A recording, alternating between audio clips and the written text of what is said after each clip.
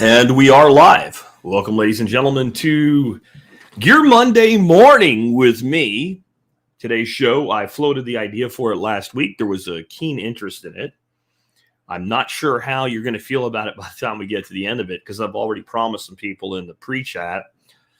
While I think you'll hear a lot of what you expect to hear today, you're probably going to get a few gut punches and ass kickings today. The enemy within is not just about the people who are in charge. The enemy within is us. We are the enemy within, as well as the people that are truly the enemies of us. What I want to lead off with is something that I wrote. I don't have a copy of it or anything, but I'm going from memory here. I wrote it so long ago. It was pre-Survival Podcast. So Survival Podcast started in 2008. And so this would have been somewhere around 06, 07, I'm guessing. As many of you guys know, one of our sponsors of our show is Backwoods Home Magazine. And I've said many times on the air, I've been a reader of Backwoods Home since 1993, and I still read their magazine today. I've been a subscriber since 94, and I was very involved with a lot of online forums and things like that before I started doing TSP.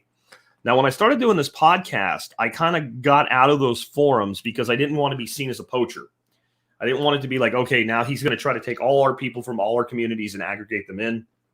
If people followed me, fine, but I kind of stopped doing it. But up until that point, I was very active on several prepper forums. One was, I don't even know if they're still around today. One was called Frugal Squirrels. One was the Backwoods Home Forums, and there was a few others. And somebody posted a very thought-provoking thing on the Backwoods Home Forum under the Prepper Forum. And it said, what is our biggest threat in America? And they were really clever about how they did it, because they didn't prime the pump in any direction. They didn't say, like, are the oligarchs more dangerous than the New World Order, or are they the same? They just said, what is our biggest threat? And it was a very active chat or forum thread, whatever you want to call it. And by the time I got there, it had already had like 4 pages and probably 10 responses per page. So like 40 responses to this. And I scrolled through them before I opened my mouth. I try to do that in talk forums. See, has anybody actually put what I'm going to say is our biggest threat? And no one did.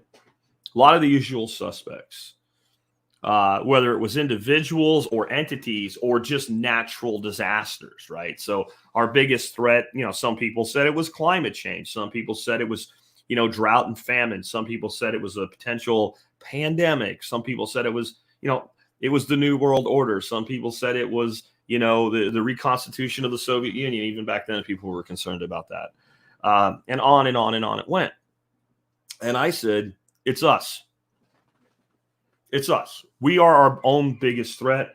We're the ones that allow the complete control and manipulation of ourselves, of our children, of our grandchildren. We're the ones that don't prepare. So if there is a crisis, we become dependent. We're the ones that live paycheck to paycheck. We're the ones that don't take care of our health. We're the ones that don't do the things that are inside of our sphere of control. See, and somebody says the destruction of family, but we are the ones that let our families be destroyed. You can say that they destroy the family. They lay the conditions to destroy the nuclear family. But we choose to partake in the things that they've left for us. It would be like somebody puts a plate in front of you and said, there's 10 cookies there. 5 of them have cyanide in them. And you're really hungry, so you eat 3 cookies. And then you're shocked when you die. That's how a lot of this is. But don't worry, friends and neighbors, we are going to start out with what they are doing, who they are, and what they're doing, and some of the things that we've seen happen. And but then we're going to come back to kicking our own asses and being responsible for ourselves. I just want to talk about some of the things that have come up and happened in the last couple of weeks. So we heard over and over and over again a couple of things about Hunter Biden and Ukraine, right? And this isn't pro the other party. You're going to see at the end of this short slideshow here today that nobody's going to pass. These just happen to be the assholes that are in charge right now, that have control of the House, the Senate, and the White House. So, of course, they're the ones doing this shit right now because they can. So, but we heard that, first of all, Hunter Biden had nothing to do with this, stuff going on in Ukraine. And it was just a contract because he's a lawyer and he's really smart. And it was all a plant. There was no laptop. The laptop was from Putin, made it and sent it to Maryland or whatever. It was buried before the election. And we also heard very recently, there's no biolabs in Ukraine. And then we heard, well, there's no biolabs in Ukraine that the Americans have funded. Then we heard, well, the Americans are funding biolabs in the Ukraine, but they're not for making chemical weapons or biological weapons. They're actually to help get rid of the biological weapons the Russians left behind almost 20 years ago. How long does it take to get rid of this shit?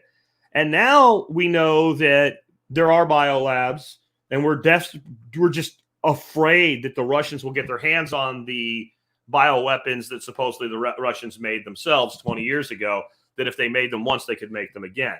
It's just unbelievable how much we've learned that was completely not true a year ago, completely not true a few weeks ago, is true. And now it comes out that Biden, Hunter Biden, along with some others, actually were funneling money into Ukraine for these biolabs that don't exist. Now, you have to ask yourself here, right? Why? Well, it's money. These people are rich as shit. They don't need any more money. I mean, money's not a bad motivator here, but come on, guys. Like, to me, there has to be something here, like they wanted this to happen.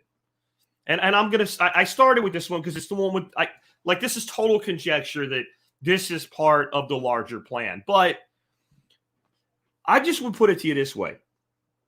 What if you found out Vladimir Putin's son was involved in an oil and gas company in Mexico, and Mexico had a whole shitload of biolabs funded with Russian money, and Putin's son funneled money from his oil contract that he knows and gas contract that he knows nothing about to biological researchers? Do you think that might incense you a bit? Do you think you might be a little bit toward maybe we need to invade Mexico?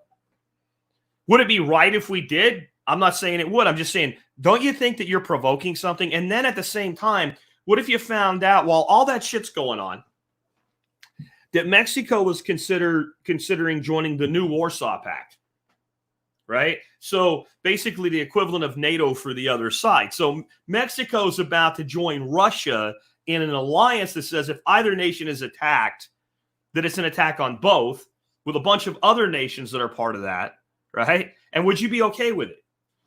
By the way, they're doing all this biological shit. And then they say, you know, what we're really afraid the Americans are going to get into our biolabs and use as an excuse for a chemical weapons or biological weapons attack, right? And somebody says here, crazy conspiracies used to take years, if not decades, to come true. Now it's only like, 4 or 5 days. And that's kind of my point here. But again, this is the loosest one. Let's go to some other stuff that's going on right now.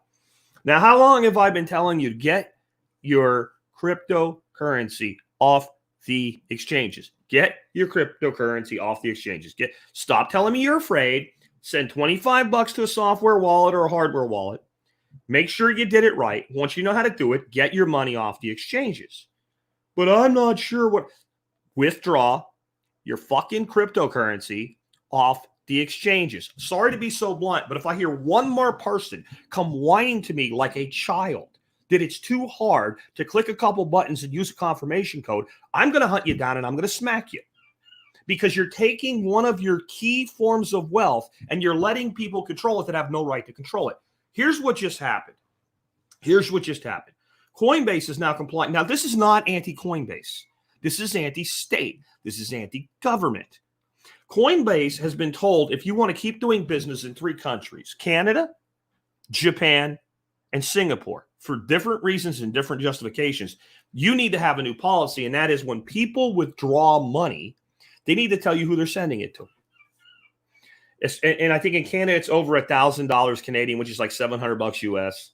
And then in Japan and Singapore, it's any time that somebody pulls their money off an exchange, they have to say who I'm sending it to, especially if it's another financial institution. Now, some people woke up right away when they saw it and said, I'm just going to send it to my wallet. They asked me who I'm going to send it to. I'm going to send it to myself, because it's not your business and it's mine. And that's who I'm really sending it to. And if I want it to go to somebody else, I'll do it after that on a non-custodial wallet. Yeah, great for now. What they're going to do is they're going to keep pushing more and more toward regulating on and off ramps. And people keep talking about DEXs. DEXs are great. That's a decentralized exchange. I'm trying to get Joe and Bobby and Susie and Mary to stop keeping their money in Coinbase, dude. Don't tell me about a DEX right now. I don't want to hear about a DEX, because if you know what a DEX is, I guarantee you, you're not holding your freaking money on Coinbase. I'm talking to the people who won't get their money off these damn exchanges. Do you hate money? Do you hate yourself? Stop doing it. So this is coming. This is coming to America next. And I know it's very easy for us to look at other countries and go, well, see, that's another country. We're not like them. There's no country with tighter financial controls about where you can keep your money, if we're talking fiat, than the United States of America. Any citizen of any country, anywhere, and just about any country out there, there's very few exceptions to this, can open up a bank account in any other country. If you're Australian, despite all the COVID's lockdowns and everything, if you want to open an account in London, it's not a problem. You want to open an account in El Salvador, it's not a problem. You want to open, I'm talking about regular money, not Bitcoin here, right? I'm not talking about any of that stuff. I'm talking about if you want to open up a bank account with Lloyd's of London, or you want to open a bank account in Switzerland, or you want to open it doesn't matter. You can do it. It is almost impossible for Americans of the common everyday personage, right? Not super wealthy assholes, to open up a bank account in another country, because the regulations are so onerous. All the other countries said, screw it, we're not doing it. We're just not. It's just easier to exclude Americans from our banking system. And the really rich ones can do it anyway, so we're not losing very much. So if they already are more onerous with what they do to us economically than freaking the EU, than Asia, I mean, honest to God, we have more onerous regulations over the average individual's finances than the Chinese do. So don't think this isn't coming. So one more warning, get your freaking money off the exchanges, please. Stop telling me you can't. No, I'm not. I'm going to say this right now. I am not going to hold your hand again and show you how to do it. It's the Coinbase user I'm talking to, because you're the ones that are worst. Log into your account, click send, and figure it the hell out and quit making excuses, or you don't deserve it. This is so easy. This is so simple. You don't deserve your money. And when they lock it up, you have it coming. Okay? Next, everything you need to know about President Biden's food shortage warnings. Wait a minute, I thought there were no food shortages, right? There were no empty shelves. Empty shelves Biden was Russian disinformation. Now the president of the United States says food shortages are coming and they're going to be real. But why? Why are there food shortages, folks? Why are we going to have food shortages? Well, we have a war in Ukraine and Russia. But you know what? We don't. We don't have a war in Ukraine and Russia. We only have a war in Ukraine. There's no conflict. There's no combat in Russia. Russia has its tractors running. It has its fertilizer going. It's growing wheat. It's growing rye. It's growing all the grain that Russia grows. Russia grows a lot of grain. The only place where you're having bombs dropped right now, people can't grow crops, is Ukraine. Now, Ukraine is a big breadbasket. Well, it's not that big compared to the total global market. No. The reason we're going to have a food shortage is because we're having higher prices and less production in the entire world, because the major source of urea-based fertilizer is Russia. Now, we could be against Russia and still buy their damn fertilizer to feed our families. That would make sense. It's trading with the enemy, whatever. They've chosen to do this. But there's something in this that's bigger than a lot of people realize. And I've said that urea is piss-based, and it's really not. It comes from natural gas. I understand that. But it basically, urea, we can make urea with piss. We could do it. We don't, but we could. There's something else we make with it, though. DEF, diesel exhaust fluid. Now, what does DEF do? It makes the emissions of a diesel engine cleaner. That's all that it does. Now, it doesn't matter that we actually produce more pollution making DEF then we save from pollution on the other side of it. You understand what I'm saying? You have a factory making diesel exhaust fluid. It has an emission. You put the diesel exhaust fluid in the diesel fuel, and you have the diesel truck has an emission. And the combined of the reduced diesel emission plus what we get when we make the DEF is bigger than if we did nothing. And none of these trucks, all the diesel trucks, all modern diesel trucks need DEF, but they don't need it. They don't need it. What I mean is the motor will run fine without it. No need of it. You have a diesel truck, a modern one, you put diesel in one tank, you have another tank that holds DEF. What happens is if you run out of DEF, a computer will slow down, then shut down the motor. So while we're cutting our fertilizer intentionally, knowing full well what we're doing, we're also reducing our ability to move product in trucks while fuel's at an all-time high. Oh, gee, this is just great, isn't it? And this asshole, this potato salad for brains that is your president, is doing this right now and knows full well what he's doing. And it's not like the consequences of doing this are hard. And what is his solution? What is his solution? We're about to have global food shortages that are going to affect us in America, not as bad as, let's say, Central Africa or Central India, but we're going to have food shortages right here. We're going to push the price of food through the roof. If you don't eat soy and wheat, good. But what do you think the thing that you eat eats unless you're getting grass-fed, pastured, etc.? So every food item will go up in price. Every food item is going to be in shorter supply. And what does this genius have in store for you? Well, I have links to all of these articles so you can read them in full if you want to. Here's what he has in store for you. We need to increase our exports of United States-produced food overseas to mitigate the shortages that we caused so that we have more shortages here in the United States. Now, and I'm supposed to worry about whatever dictator de jure they're talking about, while my own government sends the food from my country to other countries in the middle of a shortage, instead of saying, hey, let's feed America first, and then if we have surplus from there, then we can distribute it. No. So that's going on. So this is a little bit, this article here on Grist is about the geopolitics of nitrogen fertilizer and, of course, DEF, diesel exhaust fluid. Now, do you want to know why we don't produce much of it in America? There's a couple reasons. One, we have a guild of about 5 companies that produce over 82% of what we do make in America. So they control the supply, just like the De Beers family controls the supply of diamonds, which are fundamentally fucking worthless, by the way. If you think diamonds are worth money, you are a victim of an artificial scarcity marketing campaign that's been running for 70 years. There's a place in South Africa, you can stand, it looks like a quarry. It's basically what it is. You can take a bucket with a rope on it, throw a 100-foot rope down there, drag it up, and about a third of what comes out of it is diamonds. But you're out spending 2 months' salary for a wedding ring because De Beers is good at marketing, because they control the entire global supply, including places where it's not, where they don't control it. We just label those blood diamonds and say they're being, mined by children in slave labor, even though theirs are too. They're different slaves. It's different child labor. Don't worry about it. Just pay more money for the diamond.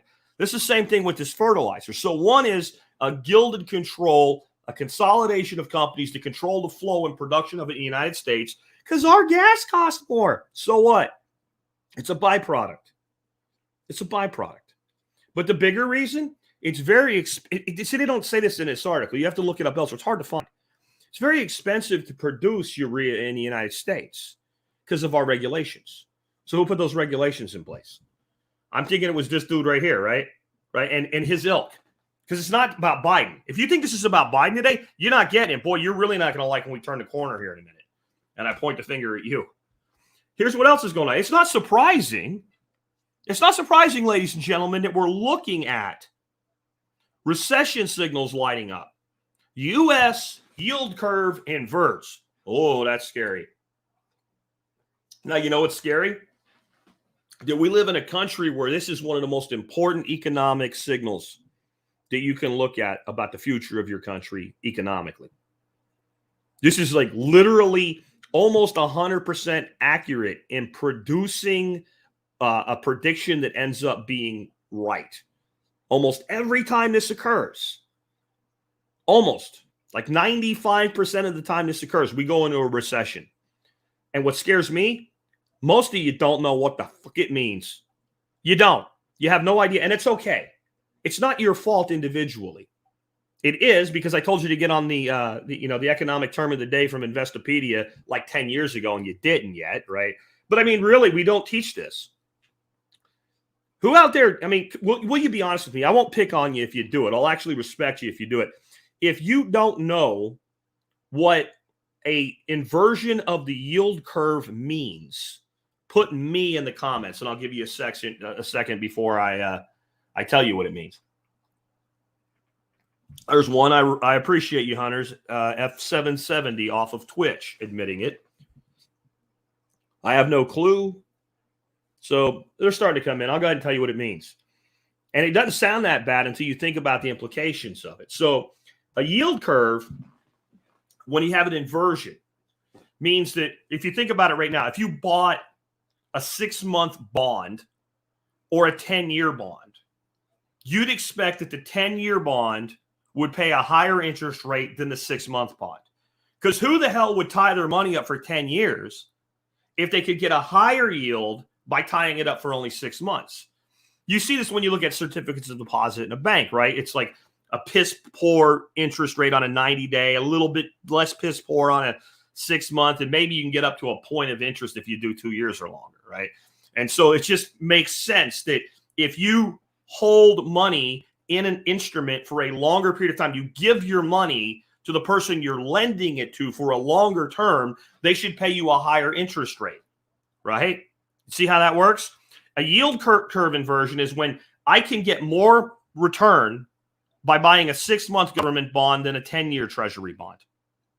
Meaning that the government is paying a higher interest rate for quick money because they can't attract long-term money anymore. And when this happens, again, we almost inevitably end up in a significant economic recession. The last time we've had a few little flips of it, but it didn't stick. The last time it stuck, 2007. So how did a redneck hippie duck farmer go on the air for the first time in 2008 and within the first month of doing this podcast say, get your money out of the stock market, a major recession is coming? Because the yield curve was inverted. And at that point, the yield curve was inverted for a significant period of time, and there were other indicators. So I'm not screaming, get out, get out, get out. But I'm telling you, you better pay attention to it, because when this happens, and you wait and see how long it's, so if things magically clear up elsewhere in the world, this may reverse. But if this sticks, I guarantee you a recession. By the way, we're already in a recession, just so you know. Not technically, but we are. Then here's another thing. Example of just the government being complete idiots. Now, this is when I talk about stuff like this, I want you guys to understand something here when I do this. It's not, look, I was right. Look how smart I am. I call myself a redneck hippie duck farmer. I am.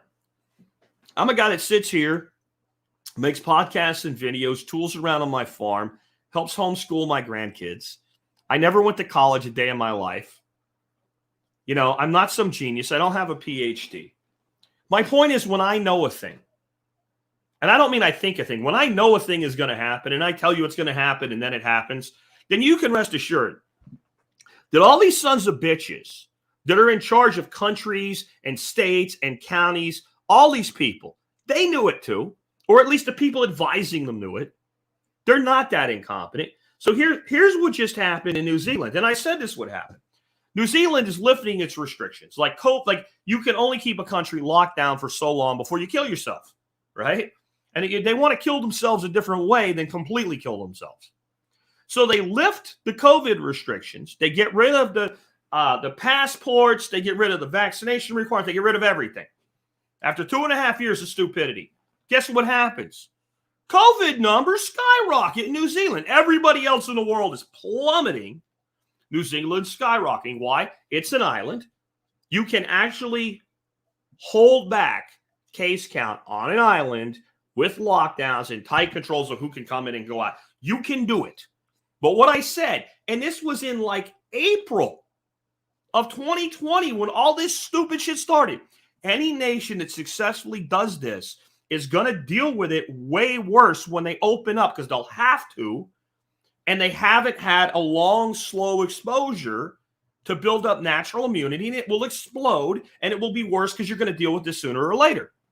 So every place that locked down successfully is going to have this result. I knew they were going to have it, and I'm not a genius. You probably knew they were going to have it, and you're not a genius. So why do it? Why do it if you're not trying to intentionally damage your country? And this is where I'm going to really turn the corner. And some of you thought you were getting punched in the mouth. Now you're about to really get punched in the mouth. I'm about to go Mike Tyson on you. So while I'm putting all this together, I was on Gab today, and I saw somebody post this, and I'm not picking on the individual. It's not his fault that he's mentally warped and he thinks that this is actually something that means something. It's not the drug addict's fault that they're addicted to the drug. It was their fault that they started using the drug. But once you're an addict, you need intervention to become not an addict anymore. It's not as easy as just throw it away and walk away, right? Addictions are hard. Well, addiction to political processes is just as bad as addiction to a substance. I refer to this as hopium. So this guy, right, posts this thing today. I'm sure he's not the guy that created it, by the way. I've given up on all political parties due to their breach of faith and corruption. I'm now voting as a constitutional conservative. Really? And how might I ask, are you going to do that? Do you see the problem with this, guys? Do you see how this doesn't actually functionally work? That you can't do this? Even if it was a good idea. And I'm not saying that it is or it isn't. I'm just saying it's not possible. Who are you going to vote for? What exact, where are you going to find your constitutional conservatives at? Right? And then, some of you might even point to a congressman or two or a senator or two that's at least close. Are they in your district? No. Are they in your state? No. Are you fucking moving to where they are? No. Then guess who you're voting for? The person that put that up is voting for the next rhino in the next election because that's the choice they're going to have. They're either going to vote for a Democrat or a Republican, and the Republicans are just as bad with a different marketing spin. There's no way. And somebody says, write in Bugs Bunny when he votes. That's how. Well, if you write in Bugs Bunny, you've done nothing. You're better off abstaining. If you want to go write Bugs Bunny and go ahead, if it's catharsis for you, go ahead. But you're not voting for a constitutional conservative. And the person that swears to God, I will never do it again. I'll never vote. I'm going to vote my conscience from now on. When they look at Democrat A and Rhino B, if they're a Republican, they're going to vote for the Rhino and say, well, it's bad, but it's better than him. Right? And this is where we've lost control. This is where we've given up all sanity and all hope of fixing the problem because we are as bad. And when I say we, I don't necessarily mean every individual listening to me. I'm saying the American people. We are our own biggest threat. We're the ones that allowed it. I'm going to do something right now that I don't usually do. I'm going to read the notes from today's episode to you. And I'll put it up on the screen there.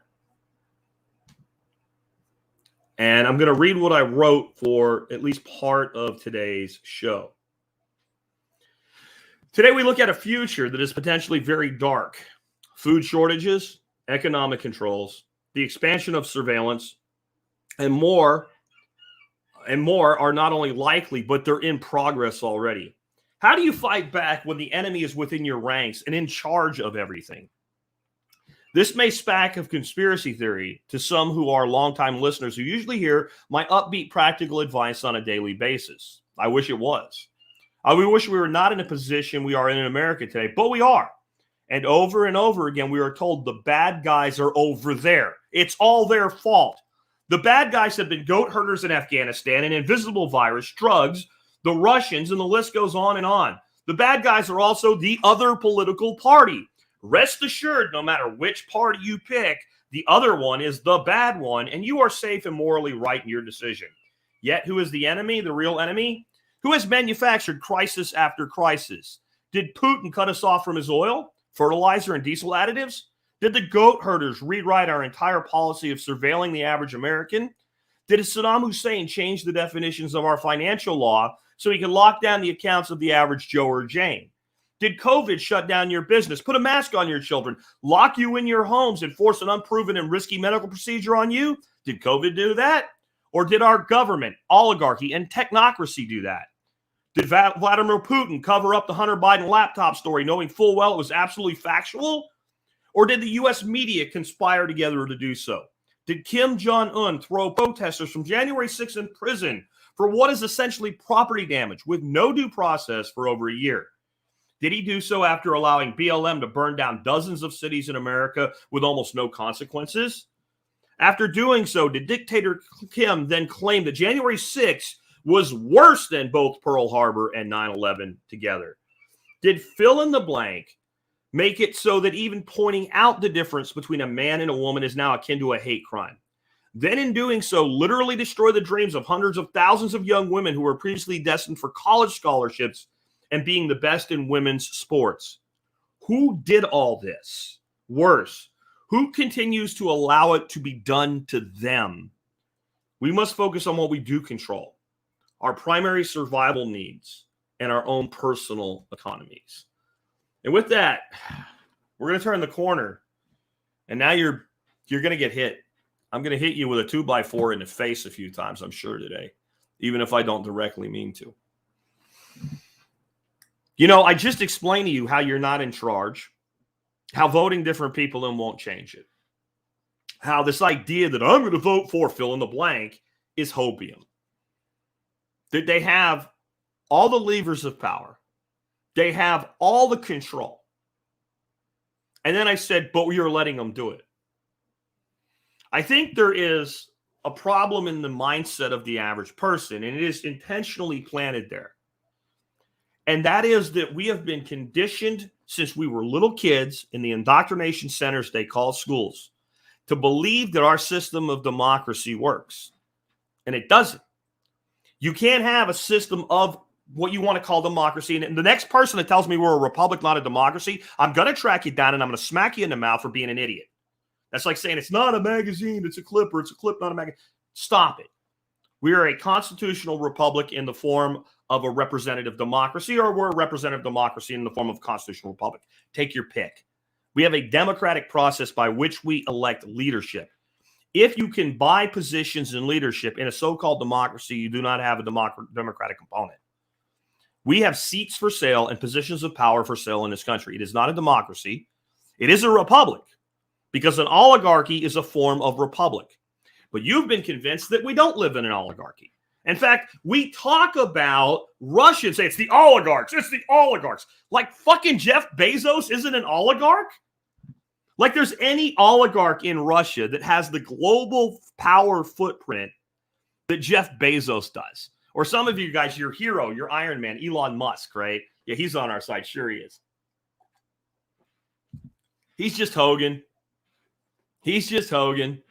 That's all. Hulk Hogan, for those that are too young to know. Right? You know?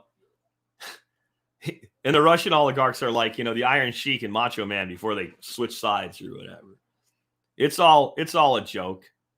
It's all the system designed to control you. But you've been convinced that just one day, if our side gets control, we'll fix it.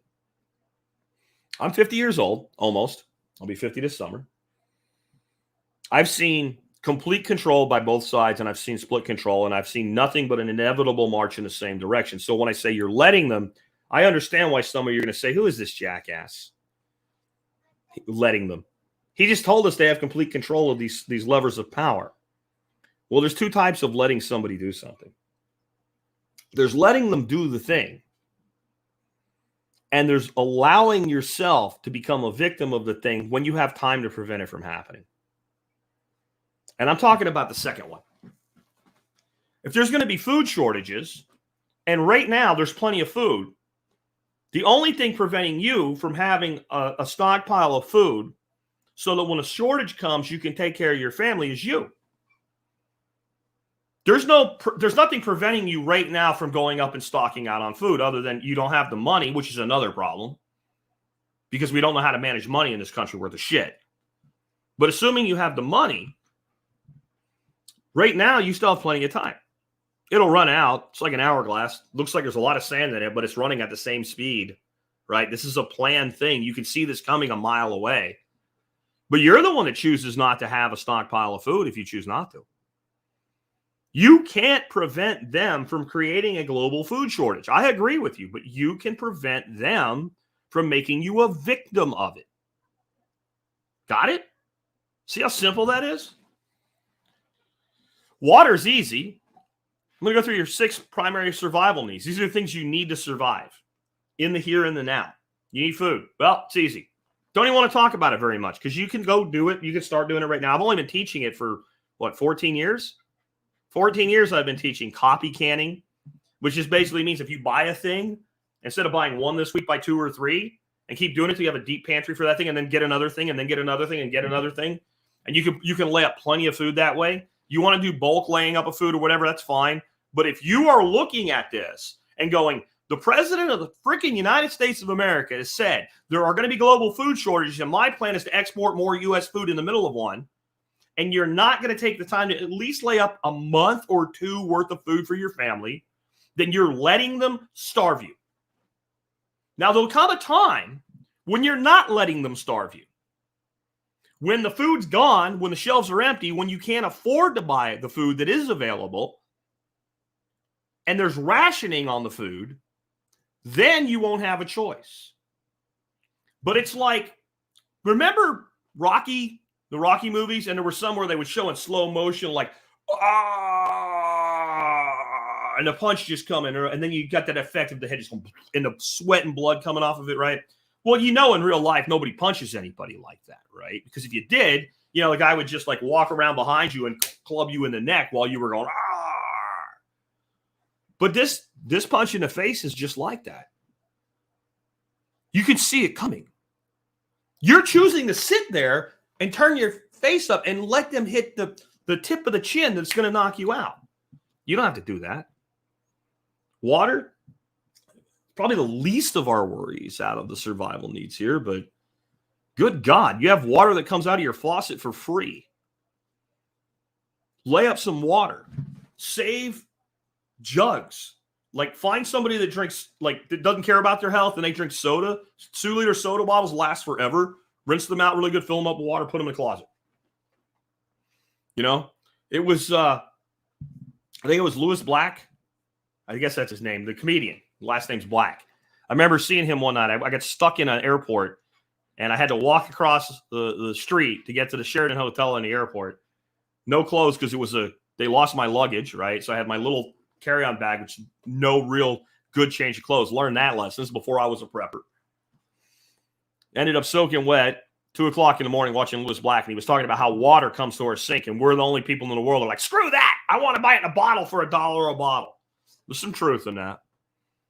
Store water. If you don't store water, and we have a shutdown of our water supplies, or we have a contamination of our water supplies, they might do it intentionally. Who knows? But you let them. Because right now you have an unlimited supply of water. What about shelter? What about shelter? The number one way people lose their shelter in the United States of America, outside of natural disasters, because if your house blows down, your house blows down. Your house burns up, your house burns up. So that's an insurance thing. And if you don't have insurance, they might let BLM burn down your town, but you're the one that didn't insure your home. You see how that works? There's things that they do that you don't control, but there's things you do control that mitigate these things. But the number one way is people get evicted because they don't pay their mortgages because they go broke and bankrupt. And the number one reason it happens is people buy the edge of their budget on the upside instead of the edge of their budget on the downside. They overpay for homes. They don't worry about it because property values always go up and it'll be fine. And I'll make more money in the future and inflation's on my side. And then it takes one hiccup and 6 months of non-payment before they whip you out of your house. So you have a decision into how you budget for your living quarters and making sure that you buy what you can afford even in bad times. Or BlackRock gets to buy your house on a foreclosure and rent it back to you for more than you were paying for it when you were living there, assuming you were bound financially enough. Right? You can't stop what's going on with that. You can't stop a complete coordinated effort that's allowing giant corporations to buy up real property in record numbers, especially in large suburbs, and turn the entire people of this country into a rental-based people, while they sell you that it's a good thing to be a renter instead of a property owner as a lie. But you choose whether you participated in it or not. And you choose where you live. If you live in some of these shithole cities and your house burns down, at this point, I don't have much sympathy anymore. I know that sounds harsh, but if you live near Seattle, what do you expect? If you live near LA, what do you expect? The next time something pisses off the rabble, do you expect the riots that we have to be larger or smaller than the last riots we have? What is the progression of riot over time? They get bigger and bigger and bigger. Any genius can figure this out. Any non-genius can figure this out. So if you lived in a place that the riots were here and you were here and a couple blocks separated you this last time and you don't get out of there, you're basically saying the next time it happens, I expect it to happen here and I'm going to live here anyway. Maybe you shouldn't do that. I know moving can be hard, but I've been telling you to get out of these places for a long time. You need to live somewhere where you have some breathing room, where your neighbors aren't on top of you, where you can have some privacy, where you can actually provide for yourself and your family. If you don't right now, I'm telling you, it's going to hurt sooner or later. And how? I don't know. Is it that riots are going to burn your house down? Maybe. Is it just that you're going to live in a place where there's so much competition for the resources that are available, you're worse off than somebody that doesn't live there? And it can be anything in between. But you choose where you live to a large degree. And I don't want to hear, I can't. No, I can't is your mental defense of why you're not going to do it. It's the same shit when somebody's like, well, it's not worth going off grid anymore because they made it illegal. Okay, so one town in Florida that Mike Adams wrote an article about 7 years ago told somebody they couldn't disconnect from the grid, and they had to pay a $3.50 service fee to stay connected to the grid, even if they didn't use any power. And that $3.50 is why you won't invest in off-grid electrical production. Okay, sure. Sure it is. Or you were looking for an excuse, and that one became very, very convenient. Yeah, that's what happens. I'm looking for an excuse for inaction, so I'm going to go find an excuse for inaction, and you're letting them destroy your life. Because that brings me to energy. You need to have a plan for what you're going to do. Power goes off. I'm still hearing people bellyache and whine and whimper and bitch over last winter when the power went out in Texas, and it was all Governor Abbott's fault. Now, look, I'm all for kicking Governor Abbott whenever the hell I get an opportunity to do so. But this idea that the power grid is never supposed to go down, when there's these things called wires that bring power to your house that can get dug up by a backhoe, hit by a car, hit by a storm, like power goes off. Now, that was an exceptional situation where a huge number of people were off for an extended period of time. But somebody goes without power every day. And it's back to the cookies. It's more like now I made 20 cookies. One of them has cyanide on it. I put the plate in front of you. You eat 2 cookies. Odds are on your side that you're not going to get the cyanide one. But if you do, boom, you drop over and you die. Maybe cyanide's a little bit too. One's going to give you E. coli, make you really sick and crap and puke your brains out for a couple days, right? And the other 19 are just fine. And you still eat a couple. And then you cry when you get the shits. I'm sorry. You knew the risk. And that's what's going on. So it's not necessarily everybody needs to live off grid. It's not going to happen. I'm not off grid. But you better have a plan. And if you don't, then they can literally control you by doing what? Turning off the power. Think about it. Is this unprecedented? Or were there people who said during the pandemic, I'm not shutting down my business. If you want to send cops here to write me a ticket every day, I will sign the ticket and you can see me in court. I will not shut down my business. And the government told the electric company to shut the power off to the location, and they did it. Did that not happen? So you already know they'll do this. And you have no plan for day-to-day power outages, for long-term power outages, for intentional. So you're letting them do the result. Do you see how that? You can't control what they do, but you can control whether or not you're prepared to deal with the consequence. And most Americans are not prepared. They don't want to be prepared. What about security? Man, security is the survival need that people either go all in on to the exclusion of sanity or they ignore. And there's a common reason for it, other than guys like guns and gear, right? The common reason is you can live without security for your entire life and live to be 105 years old and never suffer for it. I didn't say you would. I said you could. Especially in a country that's generally stable, especially if you stay out of areas that are not. So there's parts of this country that in the best of times, you take a walk there, you're taking your life into your hands. You can deny it, but it's true. And there's parts of the country where in the worst of times, you can take a walk and nothing's likely to happen to you. Not guaranteeing it. I'm just saying the odds are high in your favor and nothing's going to happen. We all know this is true. So we can go our whole existence without any personal responsibility for our security. We can fumble through life and nothing bad can happen to us.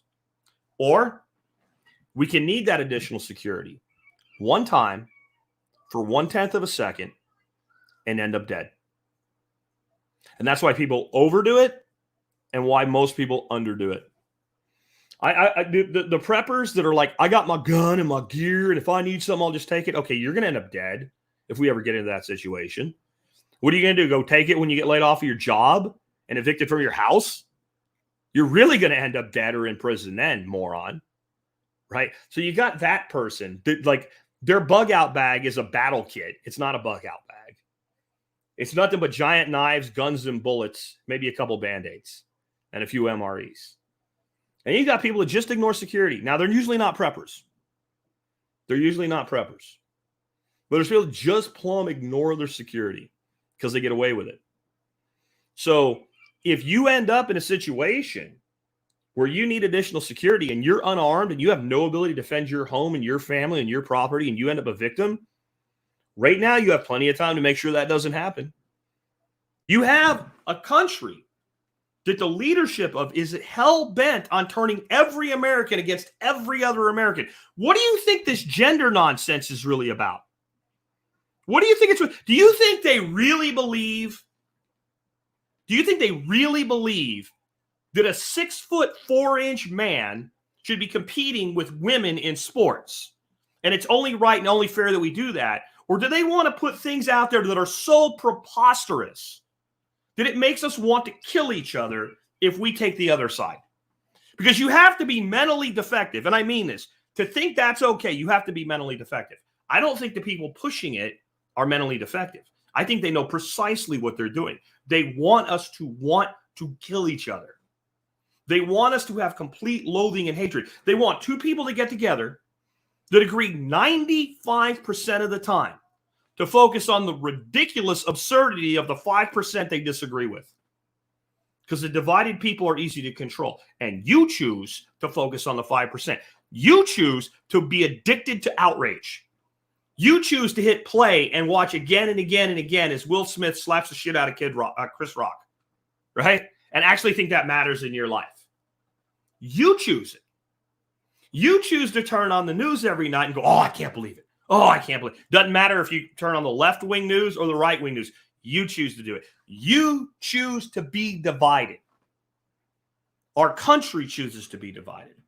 And then you choose to not see to your own security in a society where people in general have grown to have contempt and hatred for the average person across the street from them that they don't even know. Now, we have a lot of things we can do to reach out to people and build our networks. We'll get to that at the end of the day. But the other side of it is there's people you ain't going to reach.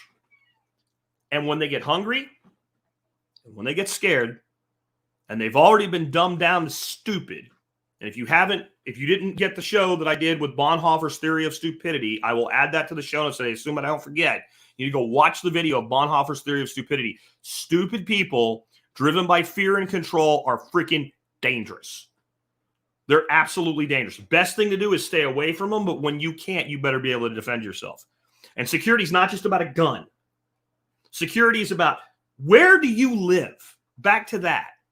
If you live in a place that's high risk, move to a place that's low risk. You know, I did some security details in the military. First thing you learn, take the guy you're protecting through a route where there's less risk. That's before anything else. Assess the risk and go the less risky route. It's better that nobody knows he's important. It's better that if he's attacked, it's like a random attack. It's not a targeted attack. Much easier to deal with, right? So you strategically relocate. That's part of security. Know your neighbors, right? Don't flash your cash. And I don't really mean money. Don't advertise that you have a lot of stuff. And I'm not talking about, oh, you should not tell anybody you're a prepper. That's dumb. What I'm talking about is when I drive by your house, I shouldn't look at it and go, gee, that's like a freaking flea market of like cool shit over there. Right? Don't be attractive.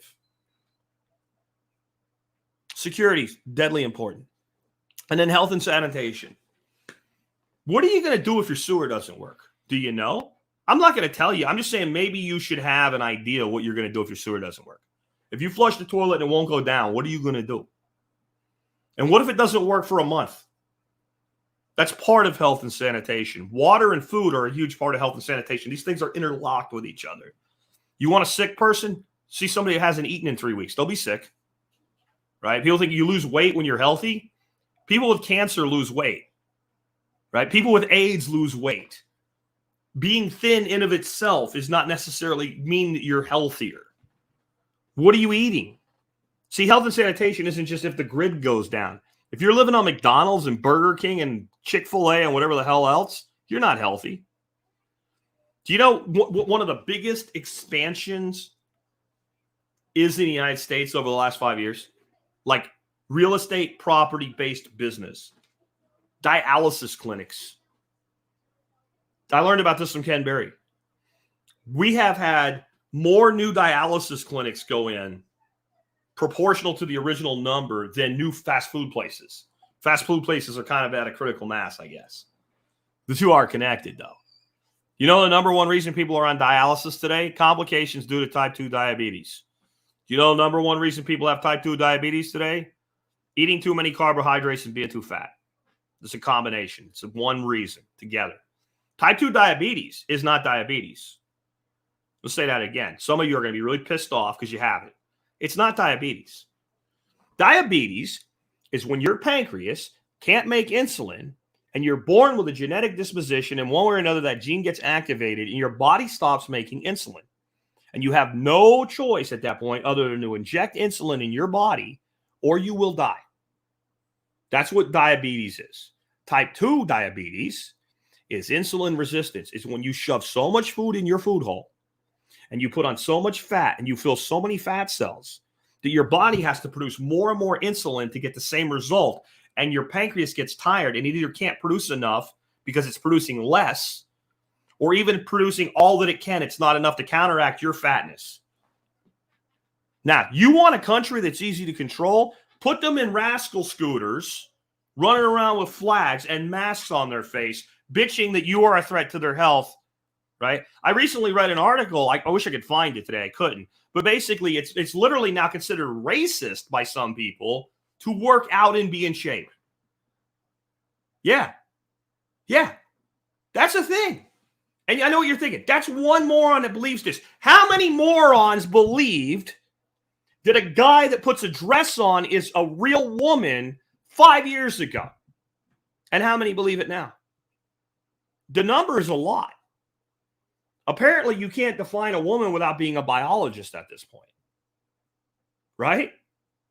So, health is so important. Health is the number one way that they have gained control over us, by destroying health. I'm not that old at 50. I remember being in grade school. Reagan became president. And this is not pro-Reagan. This is just what happened.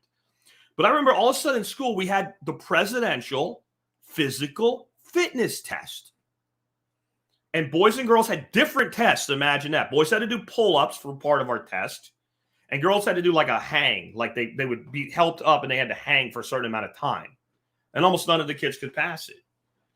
But the schools actually encouraged more physical activity as a result of this. Now, like telling a kid they need to work out, that's fat shaming. Like as though a 14-year-old is supposed to be fat. This is by design, fattening the American people up for profits off pharmaceuticals and compliance. Who's more compliant? Fat guy or guy in shape? Who's more compliant as a man? A guy with testosterone below 0 or the guy with the proper amount of testosterone in his body for an American male or a human male, I should say? Who's easier to control? You think this is an accident? You think this is just what happened? You think Cheetos are just Cheetos? Right? Because even the garbage food is more garbage today than it was 30 years ago. It looks the same, smells the same, mostly tastes the same. It's made with more garbage, more sugar and more garbage.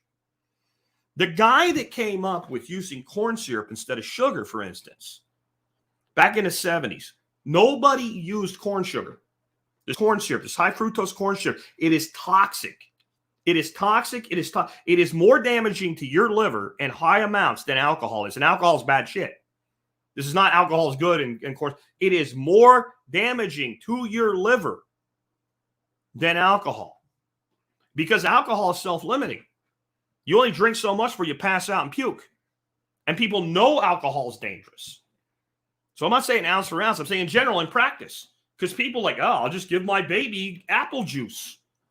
All that they want. There's more sugar in it than a Coca-Cola. And it's all fructose. And the fructose in an apple is not enough. No. We got to dump some corn syrup in that shit. You know what I came? A guy that worked for Ocean Spray in the 70s said, hey, this white powder from the Caribbean and shit, right? We grow corn everywhere in the world, not just in the tropics like they do with sugar. We could save a lot of money. He bought a multi-100-acre ranch. He nicknamed it the Sugar Ranch. He paid for it in cash with his bonus from that year. So yeah, money starts it, but money continues it.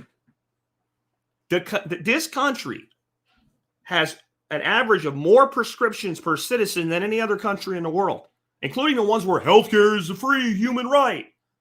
We are the most medicated freaking society in the world today, and we are, by and large, if you take out where people starve.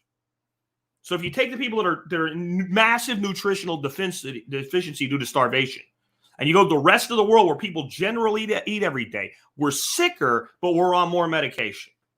Yay us. You let this happen. You let this happen because you choose to just immediately, when a guy writes you a prescription, to go fill it and start taking it without asking any questions. And again, some of you that don't be personally offended. Good. You know better. But most Americans do. Oh, the doctor said I need this new prescription. Let me tell you how this works. If I'm a doctor and you come to me for your annual, semi-annual, because you picked your nose wrong and you bled, whatever, and you're on one prescription, when I turn a billing code in, I get a certain amount of money. But if you are on 3 prescriptions, I get more money. And if you're on 5, I get the most money. So financially, as a doctor today, especially a general practitioner, it makes financial sense for me to make sure that all of my customers are on an ongoing prescription number above 3, and the more above 5, the better. And if I get you to 3 by the time you're 40, I will get you to 5 by the time you're 50. And my retirement's looking really good, and I can buy the Mercedes for my daughter. That system exists, and you can't change it. But you choose what you put in your mouth. You choose whether you have a general practitioner that works for the insurance companies or whether you get a direct primary care physician for when you do need a doctor. You choose to actually take the prescription and start consuming it while you're eating Cheetos. You're the one that decides, you know what, it's okay if I eat shit food as long as I take a little bit more insulin today for my type 2 diabetes while your fingers and your toes rot and die and while the capillaries in your kidneys die. You choose this. We are our own enemy. They're poisoning us, but we eat the poison. They tell us it's poison, and we eat the poison. It's our choice. Next, the education of our children. This is a hot button for me. I don't think there's a thing that we allow that if we're ever judged, we will be judged more harshly for than allowing the state to indoctrinate and brainwash our children, especially at this point. I've had my issues with the educational system since I was in it as a child. But what's gone on in the last 5 years is beyond reprehensible. What's going on in our school systems today is not just wrong. I don't use this word often. It's fucking evil. It's evil. Bringing a 6 or 7-year-old child into a classroom and sitting them down from a child of another color, another race, or another sex, and telling one that they're oppressed because of the other, and telling the other that he's the oppressor of the first, is not just wrong. It's evil. It's evil incarnate. And I often say I'm picking on the system, not the teachers. If you are a teacher and you participate in that 1%, you are scum. You have no right, no place going near a child. You are a child abusing piece of freaking vomit. You're not even good enough to be shit because you were hurled out before you went through the intestines because you're that bad. If you teach children to hate each other, to despise each other, to have any feelings of animosity to each other because of how they look or what gender they were when they were born or when they were born or who they were born to or what their parents do for a living or fill in the blank with anything else, you are below scum. You aspire to be scum and you have no ability to ever obtain scumhood. And I know a lot of you are going, yeah, amen. You're preaching, Jack, preach. You're the one that chooses to let your kids be influenced by those people. I don't care what you have to do. Get your kids away from these scum. And at this point, they are scum. And I've given teachers a pass for a long time. And the ones that won't do it, I still give you a pass. But there's less of you every day. More and more. Well, I don't know. I have to teach it. No, you don't. No, you don't have to teach it. No, you don't have to tell your children. We're going to talk about this next week. Don't tell your parents because that shit's happening. If your teacher is teaching something that they tell your child to not tell you about it, you have to ask yourself, why? I'm telling you, it's a good thing that my grandkids are being homeschooled right now with us. And it's a good thing that this shit wasn't going on when I was a kid. Because some of the things I've heard told to children, and then they were told not to tell their parents about. If I would have found out about it, I'd probably be in jail. Because I would literally beat the shit out of somebody that did that to my kid. Because it's abuse. And you might think that's violent, and that's, hey, I got a question for you. How much abuse do you allow to your child before you take action? These people are absolute vehement scum. And I know I'm ranting. I'm sorry. But it's the truth. It's the truth. I can't see a way that telling a small black child that the small white child sitting next to him is his oppressor is not abusive. And don't tell me it's not happening. And don't tell me it's not being taught because I've seen a curriculum for myself.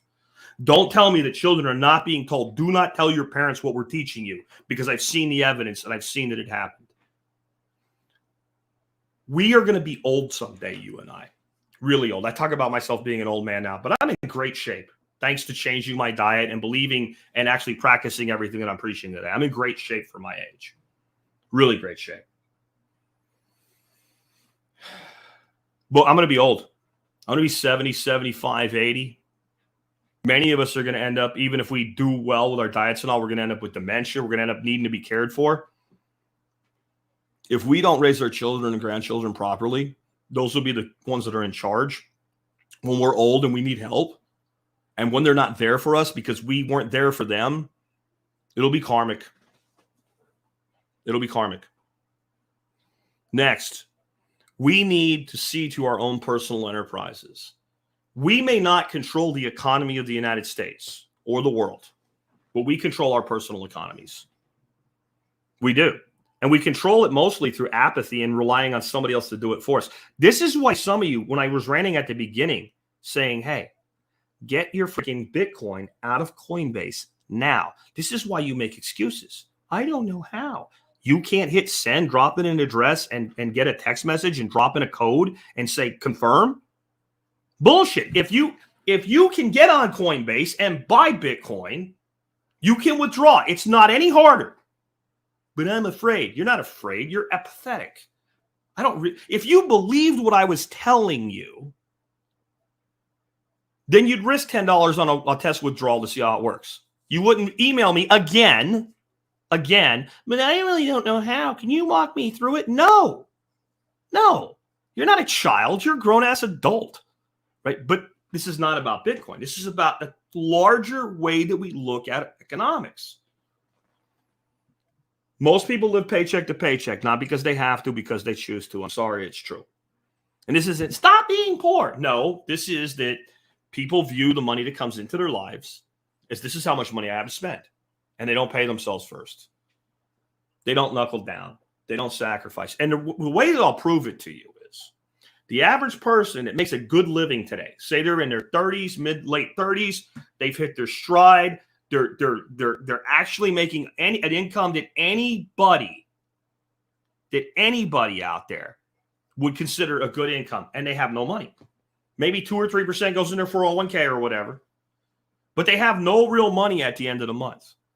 Well, when that person was making $10 an hour when they started out 15 years earlier, they were in the same position. Most people, every time they get a raise, the money is spent as soon as the raise comes. Now, they can create a system that makes it easy for you to behave that way, but you're the one that chooses your behavior. When I tell you read The Richest Man in Babylon, or if you're too lazy to read it, go look it up on YouTube and listen to it for free, and you don't, you make that decision. You make that choice.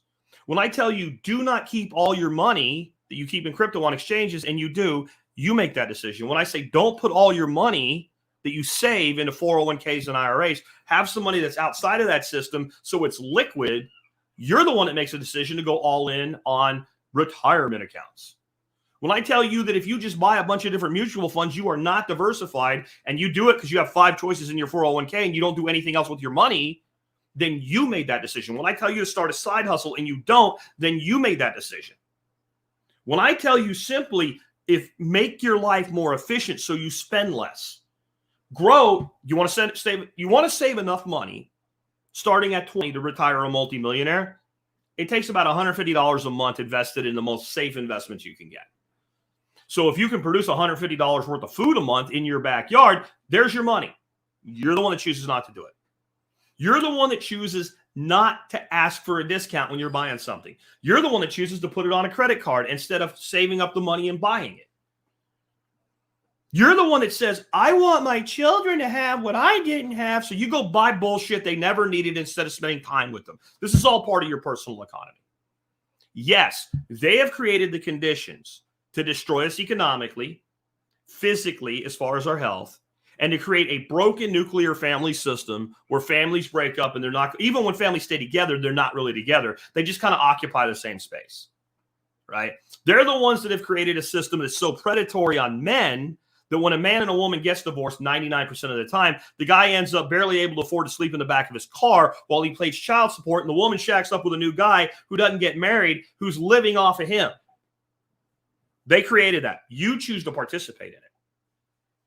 You choose to participate in it. We're the ones that have allowed our morals to be eroded to the point where when a marriage gets hard, instead of saying, this is why we got married in the first place, so when it's hard, we have a true bond and we have something worth working through together, it's just easy to get divorced and bail out. They're the ones that made a system where one partner generally does well in that situation, but you choose to participate in it. They're destroying everything. Not that it means to be an American. They're destroying everything that Western culture was built on it. And they're doing it with one intent: control of you and your family. You choose how to manage your money. You choose what to do. You can buy a packet of seeds for $2 that grows $100 worth of food. Or you can go to Whole Foods and pay $500 for $150 worth of food. It's your choice. You choose whether to reach out to your neighbors and friends and find out what they need so that you can barter and keep money in your economy. You choose all these things. And I'm not saying the other choice is easy. In fact, let me give you a pass here if you really want it. You might feel kind of icky about taking it once I tell you what it is, but you can. Of course, most people do the other things. It's easier. It's easier. It's the path of least resistance. You were conditioned to do it. You were trained to do it. You were taught to do it. You've been actually conditioned to believe that it's noble to do it their way. And it's easier. It doesn't require risk. It doesn't require risk, does it? It's really easy to just go along and get along. And here's the thing, until it's not. Until you wake up one day and realize I'm living in the middle of 1984. And you are. This whole thing about America is going to fall if we don't do something. Wake up. It's fallen. Stop smoking the opium pipe. Put it away. It has happened. If I told you the way things would be today in the year 2000, first, you wouldn't have believed me. But you wouldn't have said, well, if that happens, it's maybe 5 more years and America's gone. You'd say, when that all happens, America that we know is gone. It's already dead. It's already over. It already happened.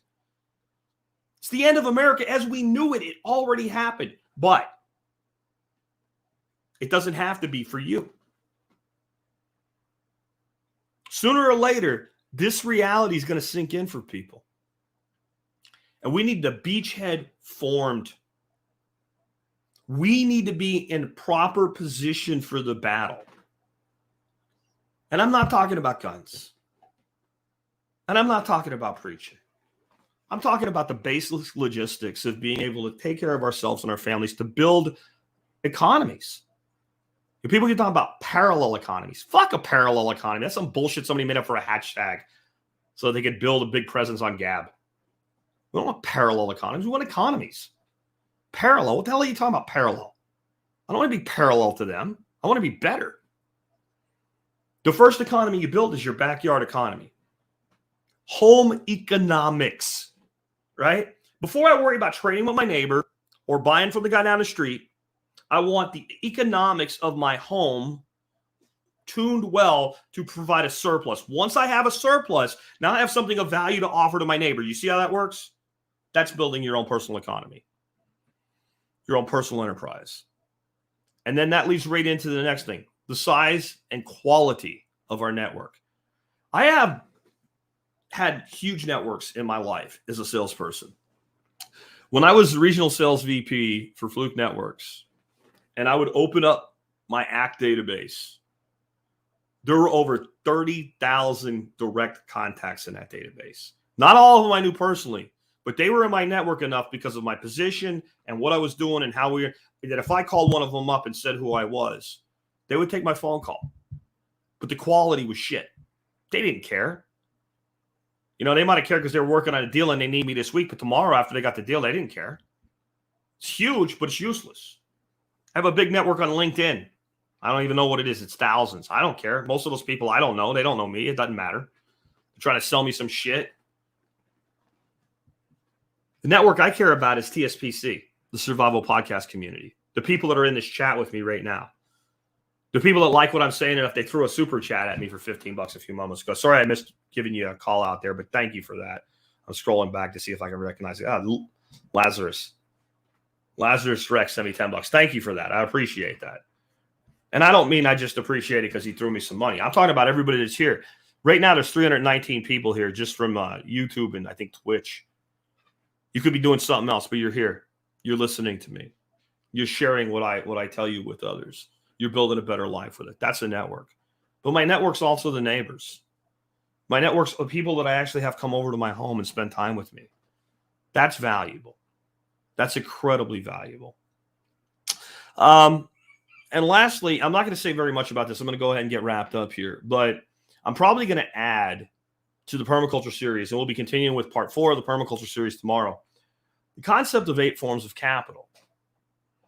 We live in a society where we have been convinced that the only meaningful capital that we have is money, financial capital.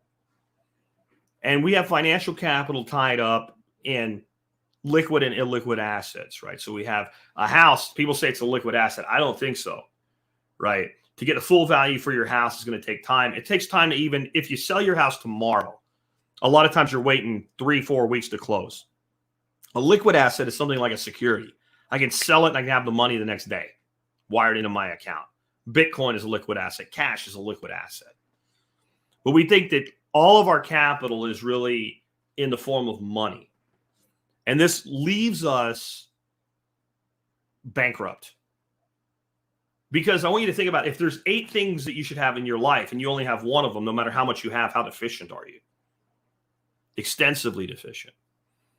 I'll just give you the basic 8 forms of capital, and you can kind of bounce it around your head, and we'll talk about it more in the future. But we have intellectual capital. See, they can dumb you down, but you choose not to learn. Your intellectual capital is your knowledge and the knowledge of your network, by the way. We have social capital, but that's different than intellectual capital. Social capital is I can get somebody to do a thing. Intellectual capital that goes into my network is if I call Bill and I ask him a question, I know he'll know the answer. And so I might as well have that information already because it's accessible to me. You're the one that chooses to turn the TV on, to binge Netflix, or to actually do research and learn things that are important in your life. Not just, oh, I know more, but more that does what? You're the one that chooses to learn how to weld and make money with it, or homestead and provide food with it, or how to educate and teach your children with it, or you're the one that learns how to be a drone robot, so you think you're going to change the course of the country by voting different next time or voting harder next time. You choose the intelligence quotient that you build in your own life. And thanks, Papa Smurf, for the super chat as well. I really appreciate that. Next up, experiential capital. So intellectual is what you know. Experience is what you can actually do with what you know. So most people, they can't do shit. They can't do anything. This broke, call somebody. I'll admit, I call somebody sometimes, but usually, wow, Mike, thank you, $50. Appreciate it, man. Thank you so much. I guess that's value for value exchange. Really appreciate it, man. What have you done with the knowledge so that you have the experience to be able to do it again and to teach it? Because teaching at an intellectual level only is inherently limited. That's why, even though I haven't been that big on YouTube until very recently, doing an audio show, I've always had a YouTube channel with video and be able to say this and put up pictures and images. This is what we're actually doing. It's nothing without the experience to go with it, guys. It's nothing. And it's your choice to build that experience to go along with your knowledge base. Cultural capital. What is the value of your community? Where people want to be part of it, not for what they can get out of it, just because it's great. They feel good. When we do workshops here at the farm and people come and then it's time to leave, there's always people at the gate. They don't want to leave. And it's like, guys, you've been here 5 days. You got to go home. I got to get a nap. I got to go back to work tomorrow. But I know why they don't want to leave. So I don't push that hard. Because they're with people that get it. Anybody out there right now that's been to a workshop here, and when you got here, you were like, oh my God, these are the most awesome people in the world. Just put me in the chat or something like that if you're somebody that's had that experience. That's cultural capital. The people that you've made real relationships with, you haven't even met in real life through this community. That's cultural capital. We have our own cultural capital within TSPC. Holy crap, you guys are, thank you. K-Bond for the $100 super chat. Guys, I appreciate it. Please don't do that unless you can afford it, though. All right. Thank you. Yeah. And it's so amazing, isn't it, to find people like that. So when you're building a business, you need to build your cultural capital as much as your financial capital, your experiential capital, and your intellectual capital. You want people to want to work for your company because working there is great, that it feels good to be part of it. Living capital. What's the value of a tree? What's the value of a tree? What's the value of your mom? What's the value of a flock of chickens? What's the value of a beautiful stream? What's the value of a pond? Some of these things have value you can't even put a number on. People say a piece of art is priceless. I don't think so. I really don't. I think there's some art that's pretty amazing to look at. There's no piece of art anywhere that if I was a billionaire, I'd spend $1 million on. I wouldn't do it. And if I did, it would be purely to play some kind of financial game with leverage or something. Like, I would never spend $1 million on a piece of art. But I'd spend me $1 million to protect and preserve a forest right now, if I could. That's living capital. Financial capital, we won't go over. I think we all get that. That's money. And money's important too. Material capital. Your things, your inventory. What's the value of the tools in my workshop that I can build a thing with? Right? What's the value of the home itself? We think of it as real properties, financial capital, and it is on a balance sheet. But what this house actually does for me is put a roof over my head and over my family's head and give me the ability to teach right here from my own home office. That's material capital. Social capital, being able to get things done because of who you know and what they know about you. My favorite guy to always talk about with this was a dude named Buddy Shoemaker. He lived a few houses up the road from my grandfather. He made wine, country wines, homemade wines. People would go up there with a big bucket full of, strawberries or blueberries or raspberries or whatever grapes. And he'd make wine out of it. And he'd keep half the wine. He'd give them half the wine back. And he didn't drink that much for a guy that made a lot of wine. He gave away a lot of it. He bartered a lot of it. He knew everybody in the township. There wasn't a person that dude would call that wouldn't break their neck to help him out. And if they could, they'd say, but I know who can. One day he came down to my grandfather's place, and I'd always carry this giant hefty sack. Finally I found a wagon, like a little kid's wagon. I would use that to pull it up the hill. Huge sack full of grapes every year from my grandfather's vines up to him to make wine out of. Well, he comes down one day and he's got his wine from that year, and he hands him a bottle, like a really nice bottle. Like it looked like something came from a wine shop. And the old man's like, well, what's this? He said, that's your wine. It's 7 years old. That's where your wine peaks. That's where it's the best. And I know you. You like your drink. And you never save a bottle for that long. So I put this one up for you. And I'll bring you one every year as long as you're still here. The old man was just it's the only time I ever saw him with other than when my grandmother died, with misty tears in his eyes. That's social capital. You tell me the favor that man could have asked my grandfather for that he would have got a no to. We have chosen to let them destroy our social capital and trade it for likes and loves on fucking social media. We have let them steal that from us. We let it happen. We cannot control what they do, but we control how we respond to it.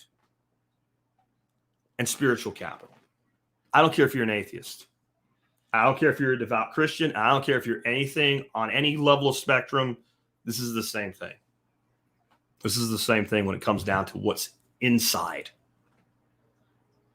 What's inside the heart and the greater thing to who we are than our hands and our feet and our legs and our skin and just our brain. There is a mind, body, spirit connection in human beings. And you can believe that we evolved by accident from microbes. You can believe that we evolved with intelligent design from microbes, or you can believe that God pulled us up out of the earth and made us what we are. It doesn't matter. When you deny spirit in the human condition, you take away what makes us human. And we let them kill it. We let them convince us that we either had to be devout believers in a faith, or we had to be a purist atheist that just denied all spirituality whatsoever. And it's asinine. It's asinine. I don't care if you're a complete devotee to logic and science. When you think about the fact that there are more stars in our galaxy than grains of sand on all our beaches. And there's more galaxies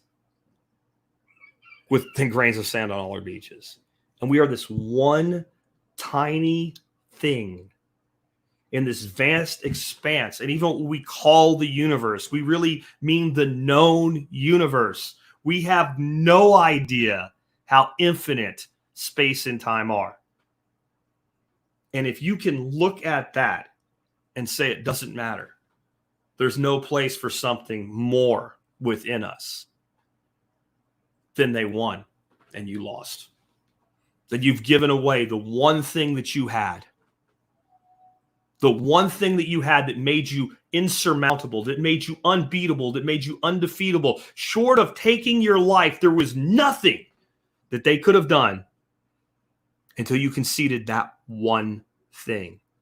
Spiritual capital is the most important form of capital that we've allowed them to take away from us. And even plenty of people that go to church don't have it anymore because they see it outside of themselves.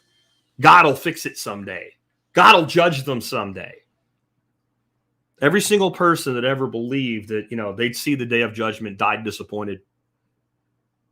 Or they found out what it really meant when they died, that they would see it someday. Take your pick. But this idea that someday there'll be this great reckoning that God will come and make it all perfect, even if it's true, it's probably not going to happen for you. You're going to have to. You're going to have to bring justice into your own life. You're going to have to bring morality into your own life. And the only thing that's going to get you through the shit we're going to be dealing with over the next years, because it's going to get worse, is going to be a belief in something beyond yourself that you still can tie into, that you can still be part of.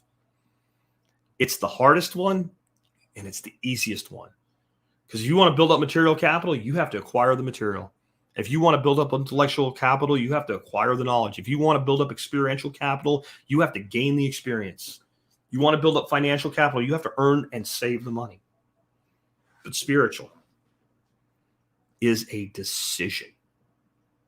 It is a decision that you will conduct yourself like what you are. An incredibly powerful being that is more than just your skin and your bones and your hair and your teeth and your eyes. That there's something completely unstoppable within the human spirit. And we've seen it throughout history over and over and over again. People doing more, causing more to happen, standing longer, being there. And some of them do pay with their lives. But guys, gals, we all pay with our lives. None of us are getting out of this alive. I'd rather live to be 70 fearless than 100 in fear. I promise you that. I'd rather make 70 fearless than 100 in fear. You will not take that from me. I will not yield to that.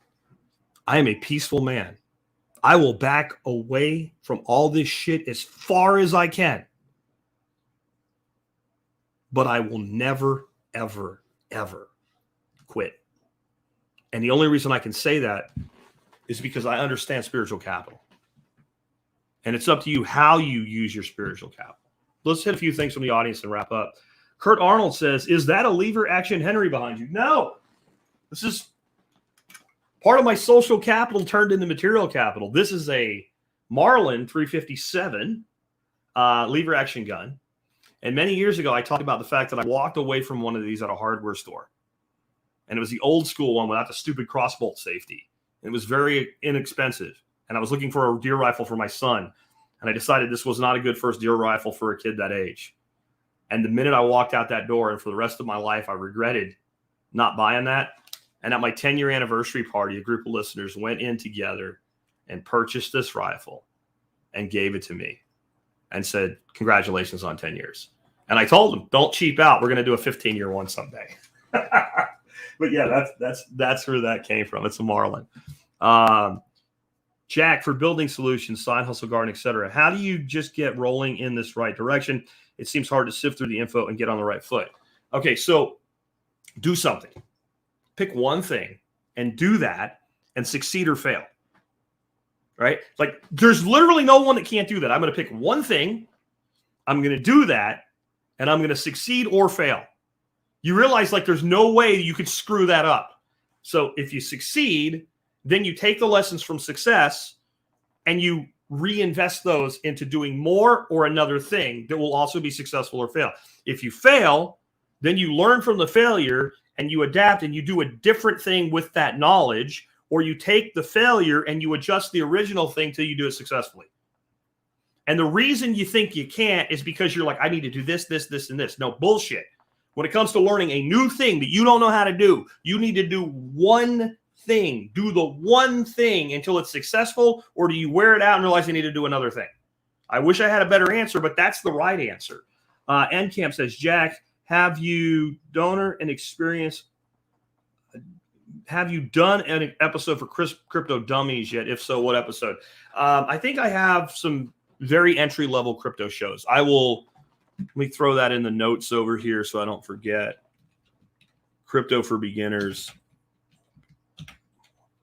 It's hard to type when you're leaning over like that. Anyway, I definitely have. And I know that, like, I sounded pretty brutal today about getting your money off the exchange.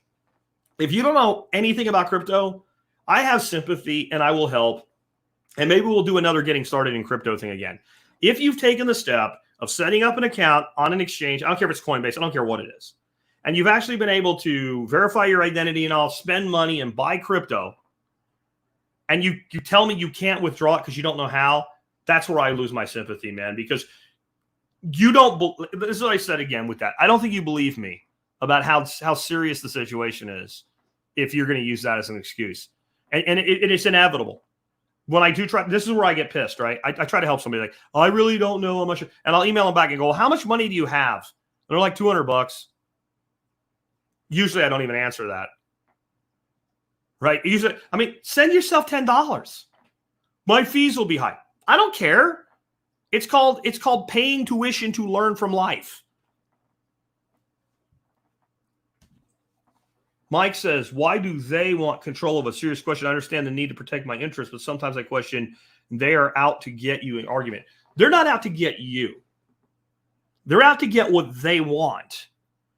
And what happens to you, they see as a natural consequence to that. It's much like a battlefield. So the enemy is in this encampment and they're shooting at me.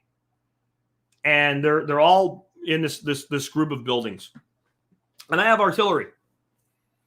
I know in that encampment, there are people that are not shooting at me. But since I'm getting shot at, and since in this instance, we're going to say that backing off is not not something I can do, then I'm going to call the freaking artillery and airstrikes in, and I'm going to level the building. And the people that die that weren't the ones shooting at me, we use a term for that. We call it collateral damage. It's one of the main reasons I'm so anti-war. I think anything that we can do to avoid war, short of surrendering to the enemy, should be done to avoid war. If we all have our own places that we live and we all mind our own business and we all leave each other alone, we'll have a happier planet, and the people doing it right will have more success. It's a market-based economy for the entire world. But if you're going to be in a war and people start shooting at you off the roof of a building with an elevated advantage and you level the building, you call it collateral damage. Wherever that building falls, whoever it falls on.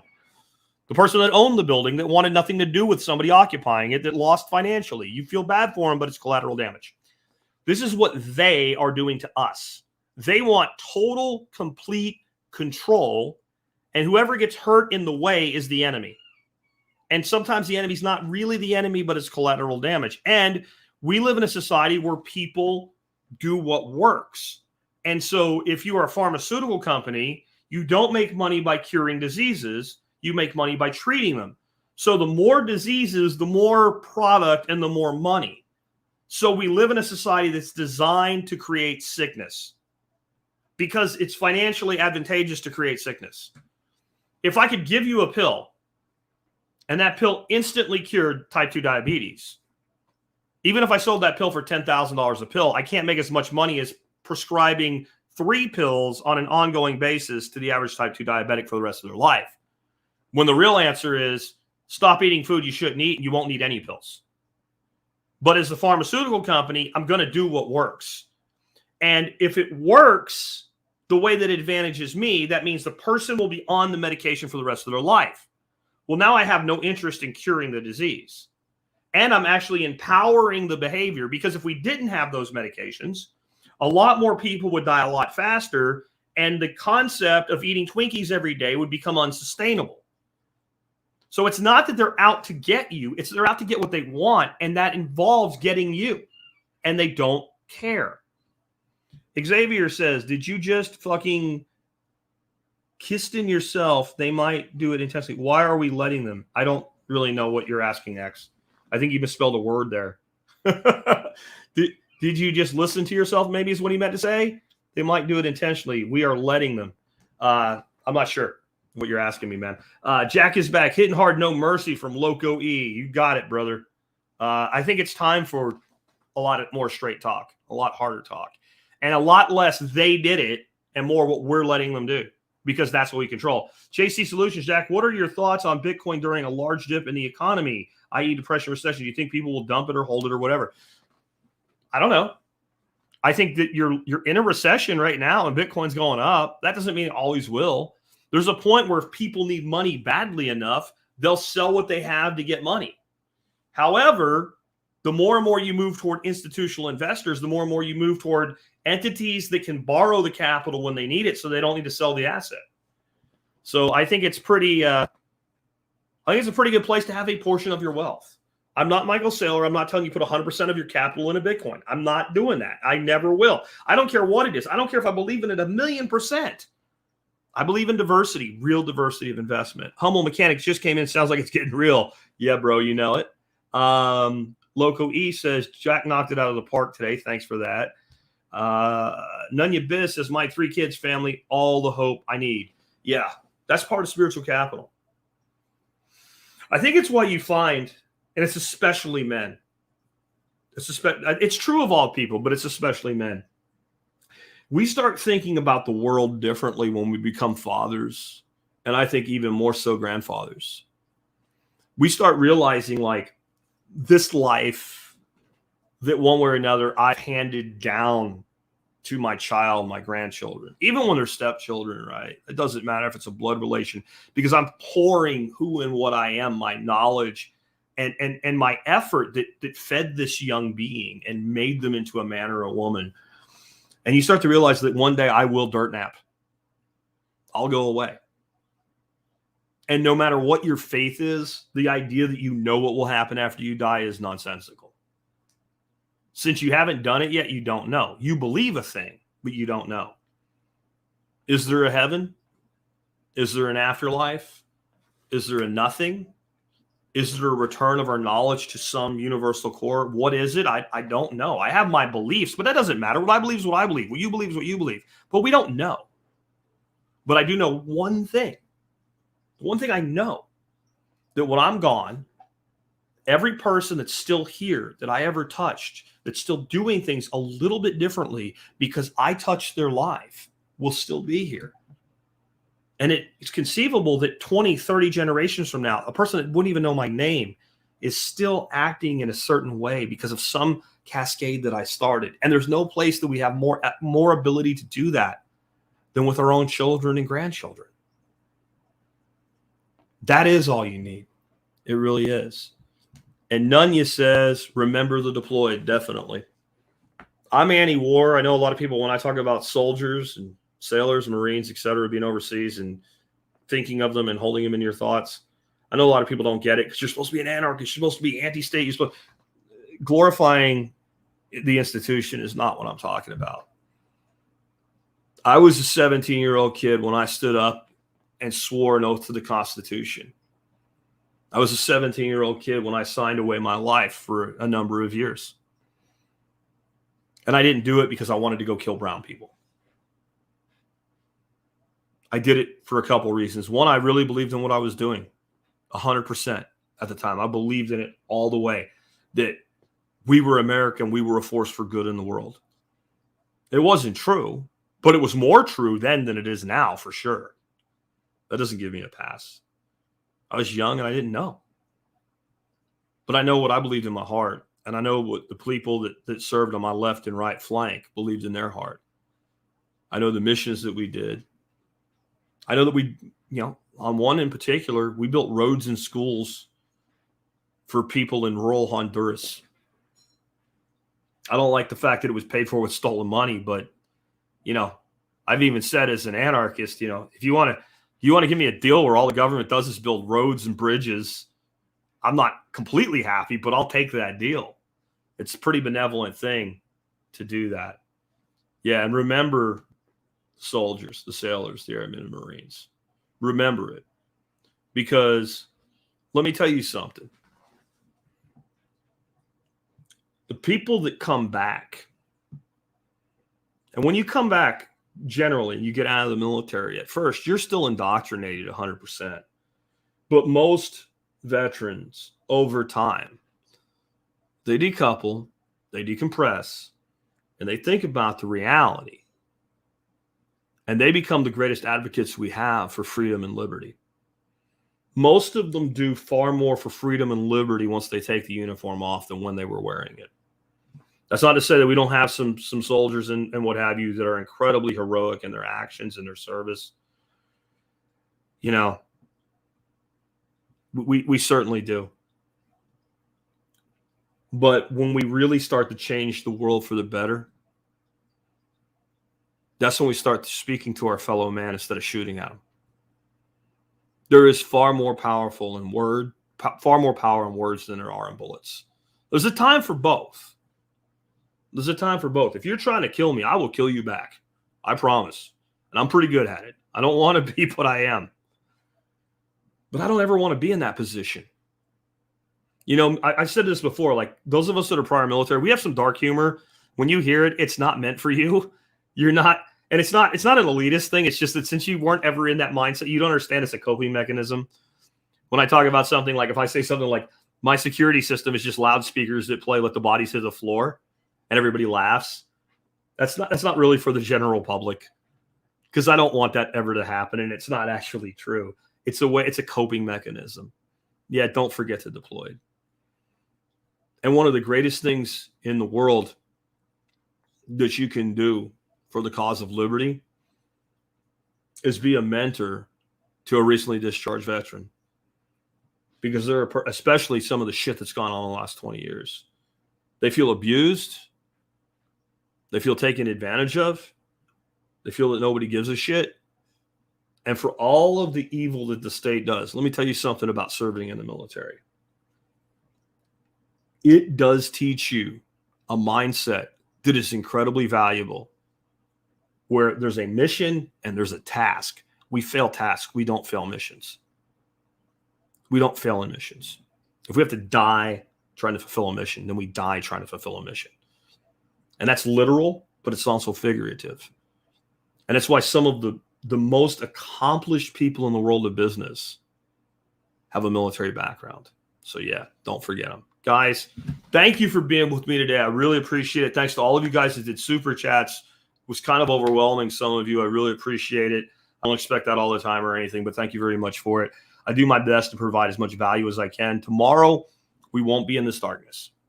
Tomorrow, all of you that showed up for the darkness today, show up for the solution.